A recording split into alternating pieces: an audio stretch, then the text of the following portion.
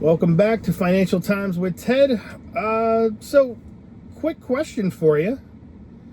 Why do you think it is that you don't see any active bankers that work for companies like Wells Fargo, Chase, Bank of America, Lending Tree, SoFi, Fifth Third, Truist, Fifth Third even still exists? Yeah, they do. Uh, so, why do you think you don't see any of their bankers on YouTube or Instagram or TikTok telling you how to navigate the banking industry, like legit how to, overcome obstacles, figure out how to better improve your credit scores, figure out how to better improve your odds of getting approved for a loan, how to maybe get a better rate once you do get approved. What happens when you do get approved? Can you buy it down? Is that the best rate you can get, period, the end? What about, people in the auto industry, that work in banking? Why don't you hear them talking, on Facebook and, YouTube and whatnot? Well, I'll tell you why. It's because the banks really don't allow them to. And I can tell you this from personal experience. Not name dropping any names, but I used to work for a very large Fortune 500 bank, and we had a social media team. And that social media team, anytime that you would mention the name, blah, blah, I'm not going to say who it is, but, it had they were founded way back when in the times of cowboys, whatnot.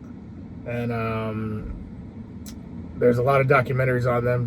You can look it up with, online and figure out what I'm talking about. They used to run gold back and forth from Dodge City to San Francisco. I think one of them, or I can't remember. Anywho, but they don't allow them to. They don't allow bankers to go on and talk about this stuff. Why? Because what if they slip up and say something wrong? Or what if they say something today and then the law changes tomorrow? That then makes them liable because you're saying, hey, I work for XYZ Bank. Here's my banking advice. That's why I always preface my videos with, hey, I'm not a financial advisor. I'm not a CPA. I'm not a financial professional. But I've got 20 years of banking experience in both the legal division, sales, credit, underwriting, collections. So I was in upper management, made it to the VP level. I was in the thick of things but now that I'm not working for the banks anymore, I can bring everything to you and tell you from my experiences what I experienced, what I saw, what I witnessed, and the fact that I still own a bunch of real estate. I still actively invest. I can tell you from my experience what I'm navigating, how I'm navigating. And if I were to go out and get a loan today, I would tell you the exact same thing I would tell any family member or friend of mine, exactly how to, go about it. So just keep that in mind. The reason why you don't see banking professionals out there on social media is because the bank won't let them. The bank will not allow them to guide you in a direction other than what the laws are on the books. Fair lending. I mean, look, if you want to look it up, look up the tax code. The tax code is massive. So no bank is going to allow their investment advisor to go out there on social media and start preaching, tax code, because tax code changes every year. And it's such a thick book, no one knows the tax code. I mean, they know it's in little pieces here and there. But same thing with investing. Investing rules change all the time. Same thing with lending. Lending rules change a lot. Prime rates change. So, a prime rate today is not the same prime rate tomorrow. And, the cost of money, the cost of funds change. So that's why things are constantly revolving, and banks are just straight up, they just don't want their people on social media. Period, the end. I can't tell you how many times I witnessed employees getting let go and fired because they would name drop what bank they're working for, and then in another video they're out there giving financial advice or teaching people how to do something that they shouldn't be doing on the books or off the books. You know what I mean? They shouldn't be doing it at all because you're representing a corporation, and that corporation, if you want those answers or you have those questions, you can't bring them to social media. You got to bring it to the bank. You got to call the 1-800 number. You got to go see your investment advisor. You got to go see your personal banker.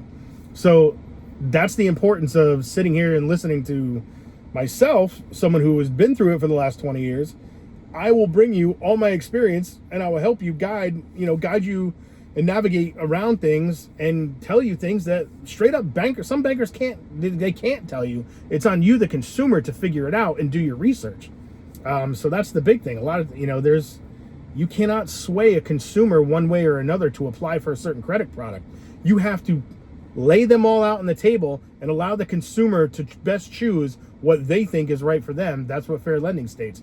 Now, you can suggest and say, hey, this might be right along the guidelines of what you're looking for. However, they can't dissuade you from applying for this product. So when you look at everything on the table, you as a consumer, you're like, well, crap, I don't see these every day. Meanwhile, the banker sees them 15 to 20 times a day. I mean, there were times where I would see 150 to 200 auto loans in a day as an underwriter. And then I would see, 30 to 40 mortgage on applications, and then credit card applications, student loans, and enrollment and investment advisory. I used to work in healthcare as well. I used to be a licensed insurance agent. So it's like I was seeing this stuff roll constantly over and over and over. So you start to learn more and more and more, as opposed to the average person is only going to be doing it once. I mean, how many times do you buy a home? That's one mortgage, as opposed to, how many times do you buy a car? Once every 3 years?